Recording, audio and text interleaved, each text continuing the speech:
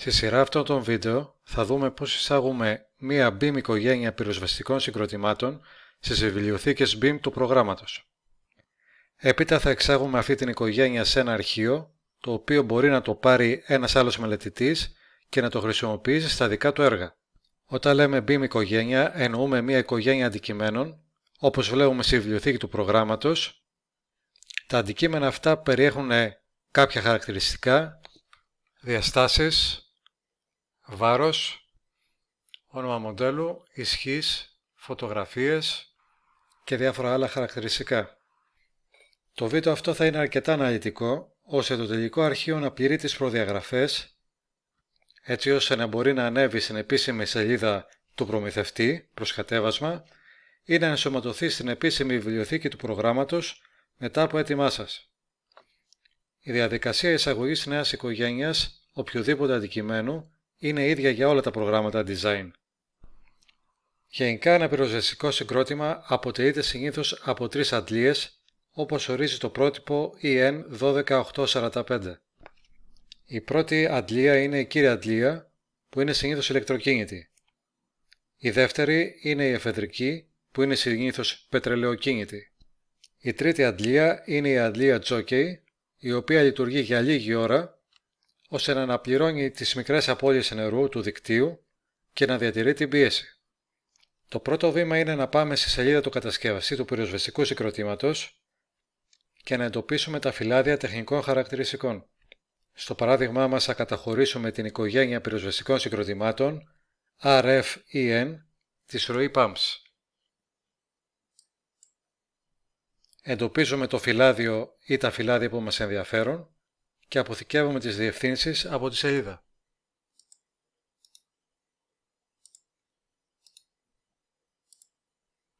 Έπειτα εντοπίζουμε τη φωτογραφία του προϊόντος και το σκαρίφημα διαστάσεων στα φυλάδια και τα φωτογραφίζουμε ένα πρόγραμμα φωτογράφησης οθόνης σε καλή ανάλυση της τάξης 1000x1000 για να βγαίνουν καλές οι φωτογραφίες στις εκτυπώσεις.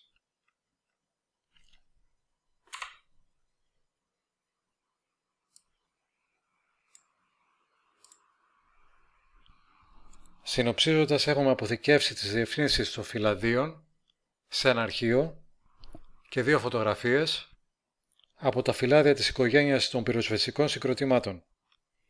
Τέλος, πρέπει να δώσουμε σε αυτά τα δύο αρχεία φωτογραφίας τα τυποποιημένα ονόματά τους. Για τη φωτογραφία της οικογένειας θα πρέπει να είναι της μορφής Products ως πρόθεμα, μετά το είδος BIM που χρησιμοποιούμε, PAM Sets, μετά το όνομα της εταιρείας, ροή, και το όνομα της οικογένειας RFEN. Με τον ίδιο τρόπο ονομάζουμε και τη φωτογραφία διαστάσεων, με τη μόνη διαφορά ότι βάζουμε ως πρόθεμα Dimension Drawing αντί για Products. Στο πρώτο μέρος κάναμε μία προετοιμασία, στην οποία εντοπίσαμε δύο φωτογραφίες της οικογένειας του πυροσβεστικού συγκροτήματος από τα φυλάδια και αποθηκεύσαμε τις διευθύνσεις των φυλαδίων αυτών. Στο μέρος 2 ξεκινάμε να χτίζουμε αυτή τη βιβλιοθήκη. Έχουμε ανοίξει το πρόγραμμα και πηγαίνουμε άνοιγμα των βιβλιοθηκών. Επιλέγουμε καρτέλα εξοπλισμός BIM. Ανοίγουμε τον κόμβο του δέντρου πυροσβεστικά συγκροτήματα.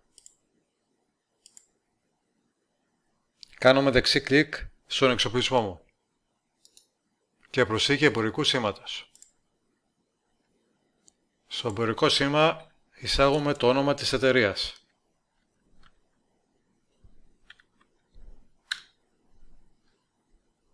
Κάνουμε δεξί κλικ στο όνομα της εταιρείας και προσθέτουμε είτε νέα σειρά είτε νέα οικογένεια. Στη νέα σειρά θα μπορούσαμε να έχουμε πολλές οικογένειες. Θα βάλουμε νέα οικογένεια απευθείας για λόγους απλότητας του παραδείγματος. Θέτουμε όνομα οικογένειας RNEN.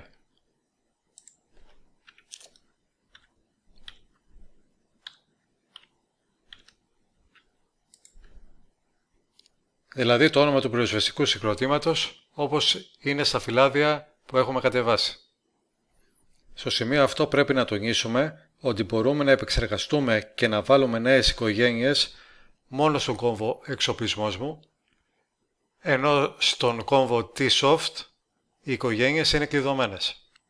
Μπορούμε βέβαια να κάνουμε αντιγραφή κάποιες οικογένειες από τον κόμβο T-Soft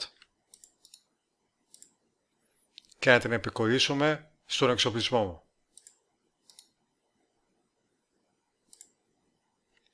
Στη συνέχεια είμαστε ελεύθεροι να επεξεργαστούμε την αντιγραμμένη οικογένεια όπως θέλουμε.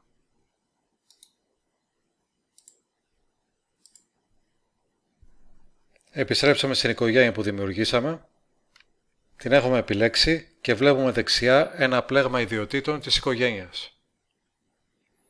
Ξεκινάμε να συμπληρώνουμε ένα-ένα τα πεδία του πλέγματος. Μπορούμε να βάλουμε την ιστοσελίδα που έχουμε κατεβάσει το φυλάδιο από το αρχείο κειμένου που είχαμε αποθηκεύσει τις διευθύνσεις, οπότε κάνουμε αντιγραφή και επικόλληση. Εάν θέλουμε μπορούμε να προσθέσουμε το λογότυπο της εταιρείας, στη συνέχεια εισάγουμε την πηγή ενέργειας της κύριας και της ευδερτικής αντλίας.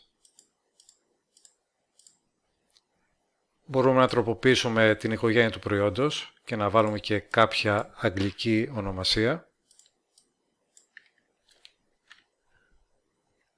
Μπορούμε να προσθέσουμε σημειώσεις που περιγράφουν την οικογένεια, οι οποίες θα φαίνονται στην εκτύπωση. Η πηγή των σημειώσεων αυτών μπορεί να είναι το φυλάδιο ή κάποια περιγραφή στην ιστοσελίδα της εταιρείας.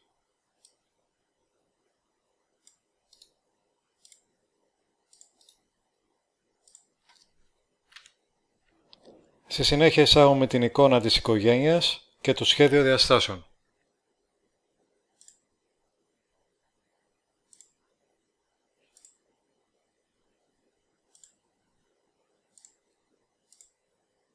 Εάν ο εξοπλισμός πληρεί και κάποια άλλα πρότυπα, μπορούμε να τα προσθέσουμε στα πρότυπα.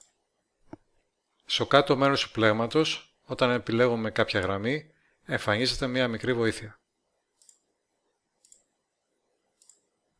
Αν θέλουμε, μπορούμε να βάλουμε το όνομά μας και την ημερομηνία δημιουργίας του μοντέλου. Εάν υπάρχει αντλία τζόκι, επιλέγουμε ναι. Η παροχή των πυροσβεστικών αντλιών μετράται σε κυβικά ανά ώρα και το μανομετρικό τους σε μέτρα υδάτινης στήλης. Οπότε πηγαίνουμε στην καρτέλα μονάδες και προσέχουμε η παροχή του νερού να είναι σε κυβικά ανά ώρα και η πτώση πίεσης σε μέτρα στήλης ύδατος. Θα προσθέσουμε το πρώτο μοντέλο του φυλαδίου. Βρισκόμαστε στην καρτέλα εξοπλισμός BIM, στην οικογένεια που δουλεύουμε. Κάνουμε διπλό κλικ στο κελί όνομα μοντέλου. Ως όνομα ορίζουμε το όνομα της οικογένειας, RFEN, και μετά το όνομα του μοντέλου, 40201.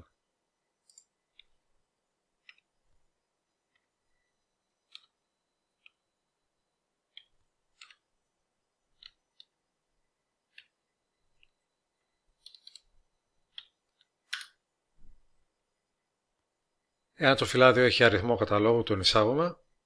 Στην προκειμένη περίπτωση δεν υπάρχει. Από το αρχείο κειμένου αντιγράφουμε τη διεύθυνση του φυλαδίου.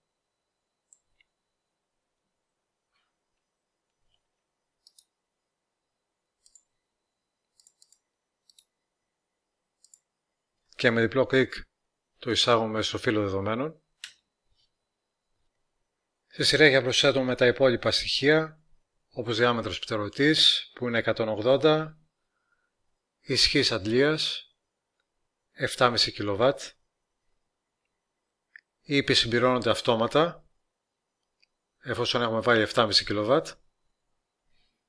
διάμετρος αναρρόφησης είναι Φ65,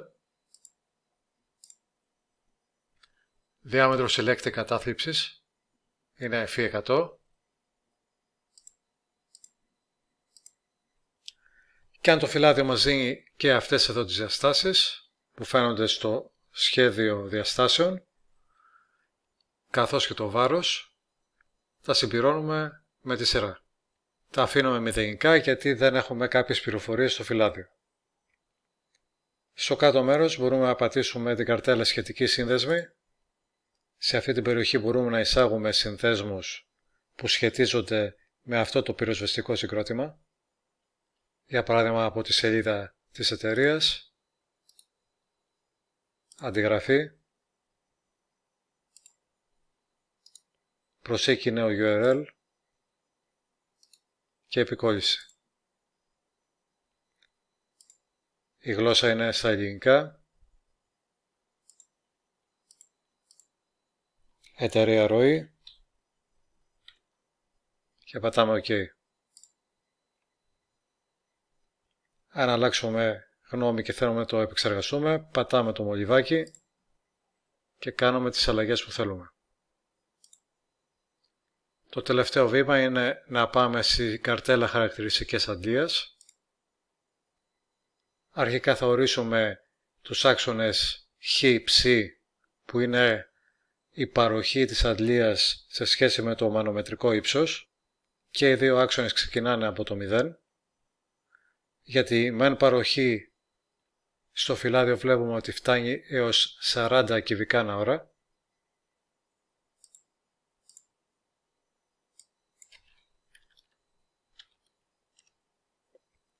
Βήμα θα βάλουμε 5. Στον άξονα μανομετρικών υψών, για να καλύψουμε το μέγιστο μανομετρικό ύψος που είναι 42, θα βάλουμε 50 και βήμα 5.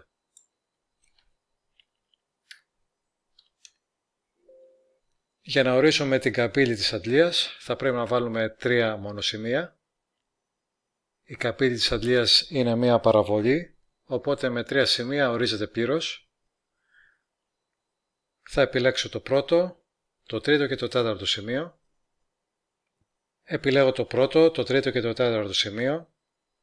Οπότε έχω βάλει Q1, 10 κυβικά ανά ώρα, 30 κυβικά ανά ώρα στο δεύτερο σημείο και 40 κυβικά στο τρίτο. Και αντίστοιχα τα μανομετρικά είναι 42, 37 και 32. Με τον ίδιο τρόπο συνεχίζουμε για τα υπόλοιπα μοντέλα της οικογένειας. Στο τρίτο μέρος θα δούμε πώς εξάγουμε την οικογένεια που είχαμε δημιουργήσει από το μέρος 2 σε ένα αρχείο. Κάνουμε δεξί κλικ στην οικογένεια που δημιουργήσαμε και εξαγωγή οικογένεια σε αρχείο lib. Επιλέγουμε τη τοποθεσία που θέλουμε το σώσουμε και πατάμε Save. Κλείνουμε τις βιβλιοθήκες αναφοράς και κάνουμε ένα νέο έργο. Έστω ότι βρισκόμαστε στον υπολογιστή κάποιου συναδέρφου που δεν έχει το πυροσβεστικό συγκρότημα που μόλις δημιουργήσαμε, οπότε δεν μπορώ να κάνω προσθήκη οικογένειας από τη βιβλιοθήκη αναφοράς. Αλλά θα το εισάγουμε από το αρχείο lib που είχαμε δημιουργήσει. Επιλέγουμε εισαγωγή οικογένειας από αρχείο. Βρίσκουμε το αρχείο lib που είχαμε δημιουργήσει